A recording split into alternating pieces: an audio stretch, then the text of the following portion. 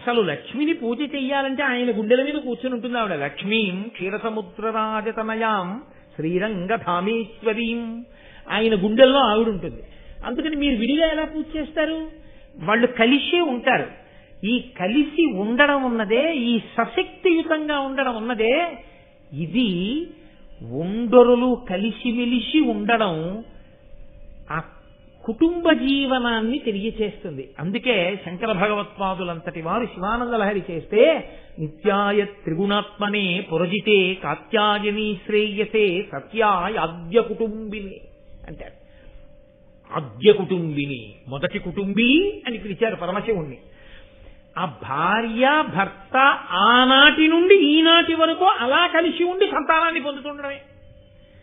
కలిసి ఉండి సంతానాన్ని, వాళ్ళు బిడ్డల్ని కన్నారు, వాళ్ళ బిడ్డలకు బిడ్డలు పుట్టారు, వాళ్ళ బిడ్డలకు బిడ్డలు పుట్టారు, వాళ్ళ బిడ్డలకు బిడ్డలు పుట్టారు. అలా వంశం తామర తంపరగా ఆచంద్ర తారార్కం వెడుతూనే ఉండాలి. ఒక పక్క గురు పరంపర వెడుతుండాలి, ఒక పక్క వంశములు వెడుతుండాలి. తప్ప ఎక్కడో అక్కడ వంశము తంతువుగా వర్ధిల్లకుండా ఆగకూడదు. అలా వెడుతూనే ఉంటుంది. అలా వెడుతూ ఉండడం అనేటటువంటి ఈ సత్సంప్రదాయానికి నాంది పలికినటువంటి మా ఆరాధ్య దైవములైన ముగ్గురు మూర్తులున్నారే, వారు సశక్తియుతులు. ఆచార రహస్యాన్ని చెప్తున్నారు నన్నయ్య గారు. సనాతన ధర్మమునందు పక్కన శక్తి స్వరూపం లేని పురుష స్వరూపాన్ని కాని, కేవలము పురుష స్వరూపం కాకుండా స్త్రీ స్వరూపంగా ఉండి పురుష స్వరూప స్పర్శలేని స్వరూపాన్ని కాని మనం పూజ చెయ్యం. ఎప్పుడూ కూడా అమ్మవారితో కూడిన అయ్యని, అయ్యతో కూడిన అమ్మని, వాళ్ళిద్దరినే మనం పూజ చేస్తాం. అందుకే శంకర భగవత్పాదులు శ్రీశైల పర్వతం మీద అసుర సంధ్య వేళలో నడిచి వెళ్ళిపోతున్నప్పుడు ఆయనకి కనపడిన ఒక నల్లమద్ది చెట్టు కల్లుకున్న తెల్లని మల్లెపూలు పూసినటువంటి ఒక తీగని చూసి కూడా ఆయన పార్వతీదేవి చేత ఆలింగనము చేసుకోబడిన పరమేశ్వరుని యొక్క లింగ స్వరూపాన్ని దర్శనం చేసి కీర్తించారు. సంధ్యారంభ విజృంభితం శృతిశిరస్థానాంతరాధిష్ఠితం సప్రేమ భ్రమరాభిరామసకృత్సద్వాసనాశోభితం భోగీంద్రాభరణం సమస్త సుమన పూజ్యం గుణావిష్కృతం సేవే శ్రీగిరిమల్లికార్జున మహాలింగం శివాలింగితం అంటారు. శివా అంటే పార్వతీదేవి. ఆవిడ చేత ఆలింగనము చేసుకోబడినటువంటి శివలింగము ఇదిగో నాకు ఈ తెల్లని మల్లెతీగ చేత అల్లుకోబడిన ఈ నల్లమద్ది చెట్టులో దర్శనమిస్తోంది అని స్తోత్రం చేశారు. కాబట్టి ఇద్దరిని కలిపి ఆరాధిస్తాం. నన్నయ్య గారు అంటున్నారు, శ్రీవాణీ గిరిజాశ్చిరాయ దదతో వక్షోముఖాంగేషు. చిరాయ దదతో, ఎప్పటి నుంచి ధరించారు ఇలా? ఎప్పటి నుంచో, చాలా కాలం నుంచి.